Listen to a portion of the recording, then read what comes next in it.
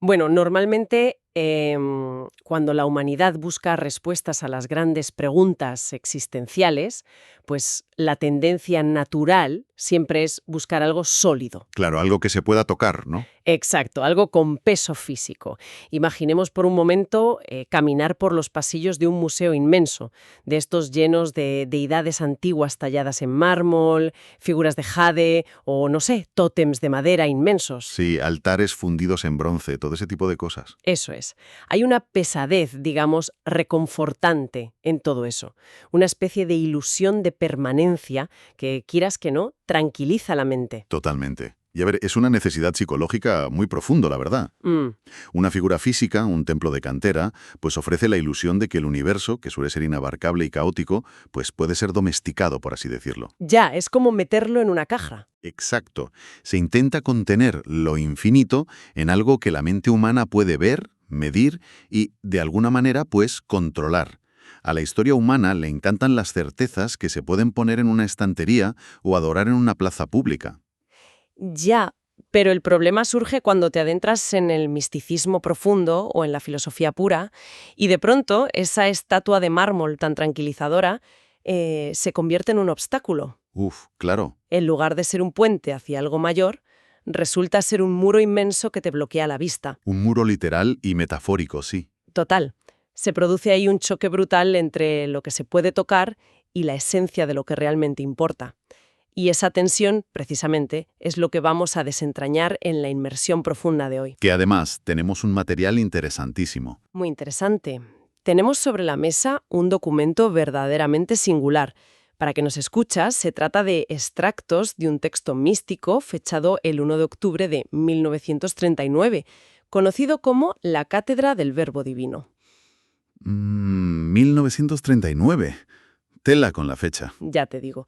Hoy nos vamos a centrar concretamente en una sección titulada El Gran Libro de la Vida y, para ser más exactos, en los párrafos del 31 al 40 que abordan el concepto de la palabra que transforma. Lo fascinante aquí es el contexto histórico, porque no es un detalle menor en absoluto. Nada menor. Hablamos de octubre del 39. O sea, Europa se acaba de sumergir de lleno en la Segunda Guerra Mundial. Madre mía. El mundo entero está al borde del abismo, absolutamente obsesionado con la dominación material, con, bueno, aplastar al otro mediante tanques, acero, fronteras físicas, mapas. Un ruido material ensordecedor. Exactamente. Y en medio de ese ruido de destrucción puramente material, este texto propone una arquitectura filosófica que exige un desapego radical.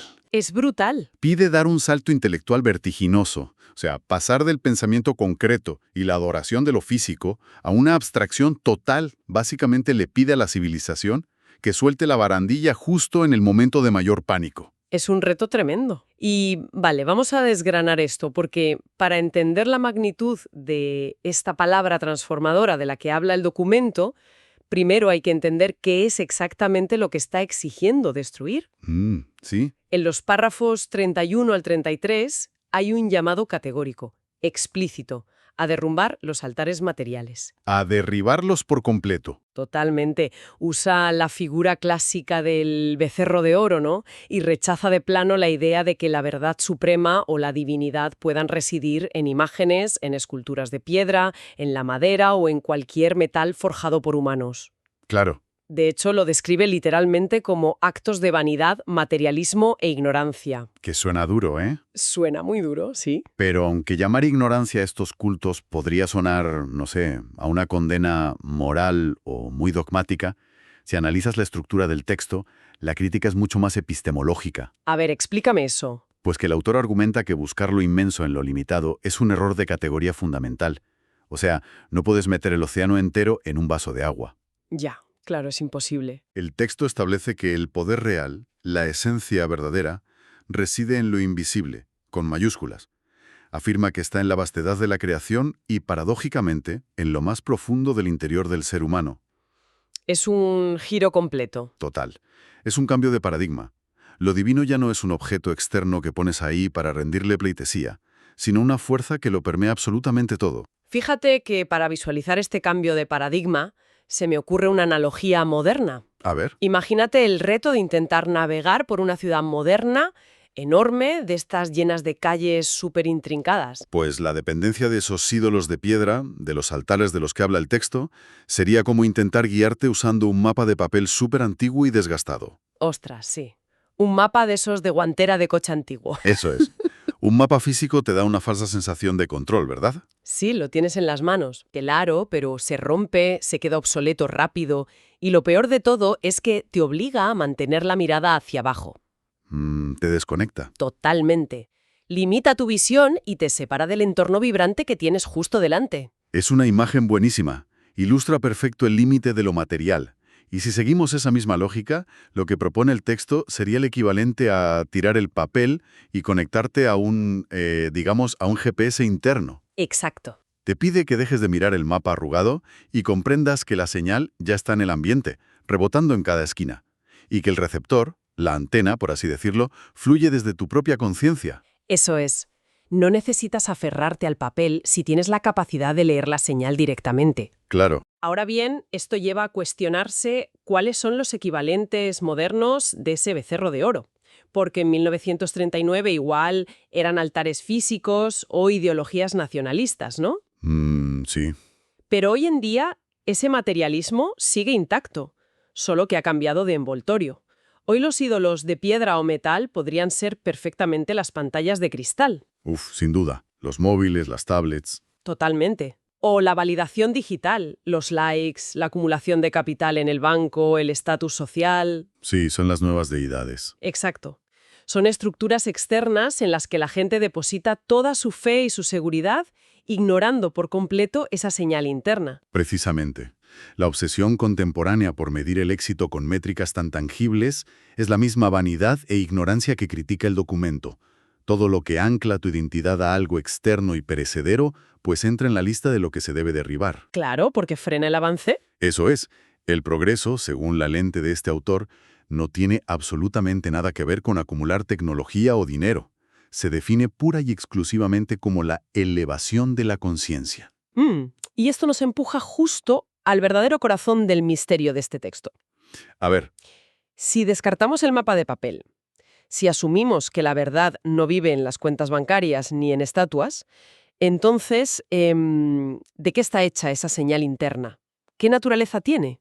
Ahí entramos en la enjundia. Sí. Aquí es donde el texto introduce el concepto central de la palabra. Hay un versículo, el párrafo 27, que es como el ancla de todo esto. La voz narrativa dice, y cito textualmente, Adelante. «Lo que yo os entrego es espiritual, es divino, es eterno, y puesto que es eterno, jamás muere». Madre mía. Es una declaración que rompe de lleno con la idea de la decadencia física. Totalmente. Y la mecánica de cómo funciona esta palabra es lo que de verdad merece la pena analizar. Porque el documento no te está hablando de una lección que te memorizas de un libro, ¿sabes? Ya, no es estudiar para un examen. ¿Qué va? Afirma que esta esencia se graba indeleblemente en la conciencia. Y el uso de la palabra indeleble es crucial aquí. Que no se puede borrar. Exacto. Significa que es estructural, que forma parte del código fuente de la persona, y que pase lo que pase, va a persistir por los siglos de los siglos. Es como el sistema operativo básico. Eso es. Además, en el párrafo 35, el autor despliega 3 metáforas muy concretas para describir cómo funciona. La llama pan de vida eterna, bálsamo y luz. Ostras, esas 3 palabras no están elegidas al azar, ¿eh? No para nada. Si lo analizas, cubren las 3 necesidades vitales de cualquier existencia.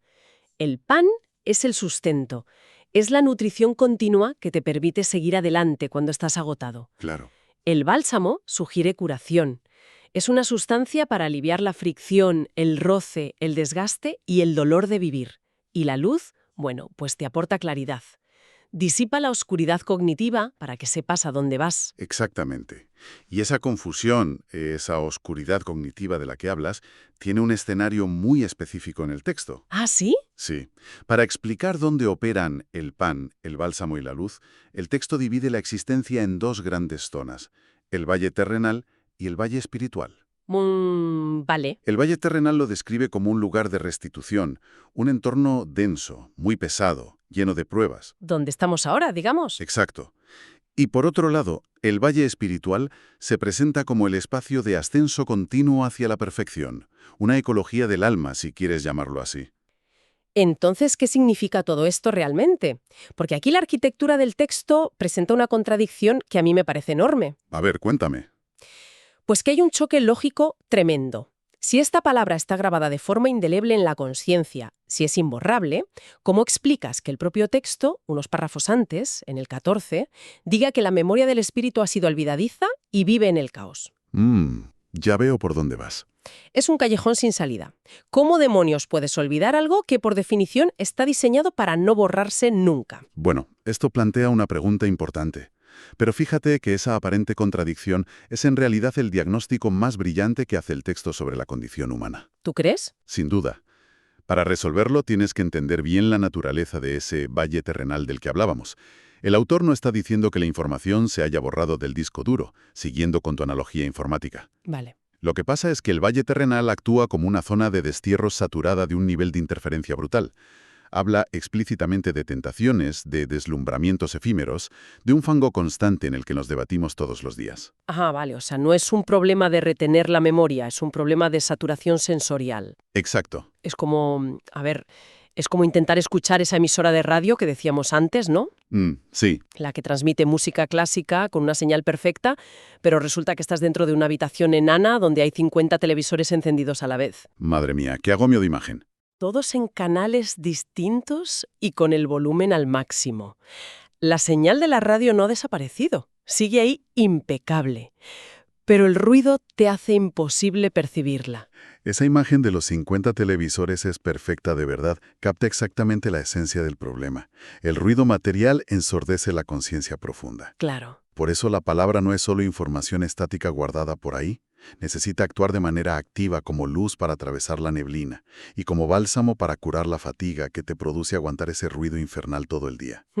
La amnesia espiritual no es que vengamos con un defecto de fábrica, es simplemente el agotamiento de vivir en la densidad del mundo material. Pues fíjate, es muy interesante notar que dentro del material complementario que tenemos hay una guía de meditación que se titula literalmente «Cómo grabar la palabra en la conciencia». ¡Qué oportuno! Sí. Y a la luz de esto que estamos comentando, la palabra grabar cobra otro sentido. No se trata de intentar memorizar frases para meter información nueva a presión en el cerebro. No, claro que no. La práctica que sugiere es, básicamente, un ejercicio radical de silencio. Es la técnica para ir apagando, con mucha paciencia, uno por uno, esos 50 televisores. ¡Ostras, qué bueno! Cuando logras reducir la estática, te das cuenta de que la grabación indeleble ya estaba ahí sonando de fondo. Claro, es un proceso de vaciado, no de llenado. Ahora, aquí surge un problema monumental. Cuéntame. Si el ruido del valle terrenal es tan bestia, tan ensordecedor, depender solo del esfuerzo individual de alguien para apagar 50 teles, pues parece una tarea casi imposible para el ciudadano de a pie. Ya, es demasiada carga cognitiva. Exacto. ¿Qué pasa con la gente que está absorbida por completo por el ruido? ¿Cómo recuperas el rumbo cuando la confusión es absoluta? Pues ahí es donde entra la mecánica del rescate en el texto. Y lo hace a través de un diálogo místico muy curioso entre dos figuras. A ver. Por un lado, el divino maestro, que sería la fuente de esa palabra, y por otro, la figura de Elías, que adopta el rol de guía espiritual o pastor del rebaño humano. Y es súper revelador, porque el foco de la charla no es cómo castigar a los que se han despistado, sino cómo asumir la enorme responsabilidad de cuidarlos a todos. Sí, en los párrafos 34 y del 38 al 40 se ve clarísimo. El maestro le pide a Elías que moldee un rebaño manso y humilde y le advierte que no deben saltar el cerco prohibido. Sí, pero la respuesta del pastor es lo que le da la vuelta a todo, sacar la clásica imagen de las 99 ovejas a salvo frente a la oveja extraviada. El clásico de clásicos. Tal cual. El pastor dice que va a dejar la comodidad de lo seguro para ir sin descanso a buscar a esa única oveja que se ha perdido. Y fíjate cómo la describe. ¿Cómo? Dice que es un elemento que ha permanecido sordo e indiferente a cualquier llamado. O sea, alguien súper metido en el ruido de los televisores. Totalmente. Y aquí es donde la cosa se pone realmente interesante. Porque vale, sí, la parábola de las 99 ovejas es un cliché de la literatura sagrada, ¿no? Sí, lo hemos oído 1000 veces. Pero el detalle que rompe el molde en este texto de 1939 es la razón exacta que da el pastor para salir a buscarla. Dice que necesita encontrarla para cubrirla con su manto de pastor y protegerla de, atención a esto, la intemperie de los tiempos. Ostras, la intemperie de los tiempos. Es una frase poética, pero devastadora. Devastadora. No dice que la vaya a proteger de los lobos o de caerse por un barranco físico. La gran amenaza es el clima histórico. Y ese es el punto de inflexión. Porque al enmarcar el tiempo, las épocas que vive la humanidad como una intemperie le da la vuelta a la visión de la historia. Claro. El tiempo histórico ya no es una línea recta donde todos mejoramos automáticamente año tras año. Se convierte en un clima hostil, súper corrosivo, del que el espíritu necesita refugiarse a la de ya. Y si volvemos a 1939, la intemperie era literalmente una tormenta de bombas y destrucción global. Total. Y si cruzamos todas las metáforas que hemos usado, ¿quién es esa oveja extraviada? Pues, sin duda, son esas mentes de las que hablábamos al principio. Las que construyen altares. Exacto. Las que han dedicado toda su energía a adorar becerros de oro. Llámalo estatuas, llámalo prestigio social o likes en redes. O cuentas corrientes. Eso es, son los que padecen esa amnesia profunda del valle terrenal, porque no saben cómo apagar las pantallas, y están a la intemperie precisamente porque construyeron su refugio con materiales que el tiempo siempre termina derribando. Claro. Es que por mucho que brille un ídolo de metal, o muy sólida que parezca tu cuenta bancaria, eso no te abriga nada cuando llega un verdadero invierno existencial. Celo. Cuando hay una crisis de verdad, la materia no sirve. Así que ese manto de pastor no es una telita mágica. Es la manifestación de ese bálsamo y esa luz. Cuando el pastor cubre a la oveja que estaba sorda e indiferente, lo que hace es aislarla del ruido y devolverle el calor, para que su propia luz interna vuelva a encenderse. Y esto nos lleva a una visión de la sociedad súper interdependiente, ¿verdad? Totalmente. Porque rescatar a la oveja no es un acto de caridad aislada porque el pastor sea muy bueno, es una necesidad estructural del sistema. El texto menciona reunir a las 12 tribus. Que no son tribus literales, claro. No son símbolos. Exacto. Representan a toda la humanidad en todos sus grados de desarrollo y diversidad. Es que el texto plantea que la perfección en ese valle espiritual no se puede conseguir yendo por libre. El típico ideal del ermitaño que se ilumina él solo en una cueva mientras el mundo entero arde. Pues aquí no encaja. Claro, no vale de nada. La evolución o es un triunfo colectivo o no lo es. El rebaño necesita estar completo. Es un sistema donde todos dependen de todos. Hasta que la mente más perdida por el materialismo no sea rescatada de esa intemperie histórica, la obra no se termina. Aquí no se abandona a nadie atrás. Es una visión que le pega una patada al individualismo moderno tremenda. Monumental. Pues creo que vale la pena recapitular un poco este viaje que hemos hecho con el gran libro de la vida, porque empezamos demoliendo literalmente la fe en las cosas materiales, ¿no? Así es. Entendiendo que aferrarse al éxito material es como intentar usar un mapa viejo que no te deja ver la realidad. Y a partir de ahí exploramos esa palabra eterna que es luz, alimento y bálsamo. Una verdad que está grabada a fuego de forma indeleble en la conciencia, aunque viva sepultada por la estática de 50 televisores diarios. Y el cierre del sistema, como decíamos, es ver que salir de ese letargo no es solo para 4 iluminados con suerte. Exacto. Hay un mecanismo de recuperación constante. Una fuerza que, digamos, peina incansablemente la historia para rescatar cada pieza. Porque la trascendencia de verdad necesita que todas las tribus, todas las ramas, se unan. Fíjate que para ponerle el broche a esta inmersión profunda, hay una reflexión que me parece fascinante dejar en el aire para quien nos escucha. A ver, disparemos. Todo se construye sobre esa aparente paradoja de la verdad imborrable que nos empeñamos en olvidar. Si resulta que el conocimiento más supremo ya está codificado de forma indestructible dentro de la conciencia, entonces La forma en la que la sociedad moderna entiende el aprendizaje está funcionando completamente al revés. Ostras, yo diría incluso que el esfuerzo de toda la civilización por acumular conocimiento está totalmente mal enfocado. Exacto. Damos por hecho que educarse o evolucionar es adquirir cosas nuevas de fuera, tragar datos para llenar un vaso que creemos que está vacío. Claro, sumar y sumar. Pero si la luz y el bálsamo ya están dentro, el aprendizaje más transformador no es sumar, es aprender a recordar. Es un proceso de restar. Me gusta eso. Consiste en tener la valentía de quitar el ruido, apagar los televisores, limpiar el fango y soltar las distracciones materiales para simplemente poder leer lo que ya estaba escrito en tu pared interior. Volviendo a lo del museo del principio. Justo eso. La sabiduría no tiene nada que ver con esculpir una estatua perfecta de ti mismo para que la gente le dé a me gusta desde fuera. ¿Qué va? Se trata más bien de darte cuenta de que tú eres el bloque de mármol y que la obra maestra ya está dentro de ti. Solo tienes que tener el coraje de coger el cincel y quitar todo lo que sobra. Es un cambio de chip total. El tesoro no se conquista fuera, se desentierra en el silencio interior. Fíjate, es un cierre magistral para entender la esencia de estas páginas. Ver la introspección no como, un pasatiempo de fin de semana, sino como la herramienta arqueológica más urgente que tenemos para sobrevivir a este ruido constante. Totalmente. Pues ha sido una inmersión intelectual súper rica analizando este texto místico de 1939. Desmantelar lo físico para encontrar lo eterno creo que nos deja mucha tela que cortar en medio del caos moderno. Desde luego que sí. Agradecemos muchísimo, de verdad, el tiempo que nos han dedicado para desgranar juntos estos conceptos que, suponen todo un reto. Seguiremos explorando, cuestionando las cosas y buscando señales en las próximas inversiones. Que tengan un día excelente. Ha sido un viaje intelectual fascinante. Un saludo muy grande y hasta la próxima.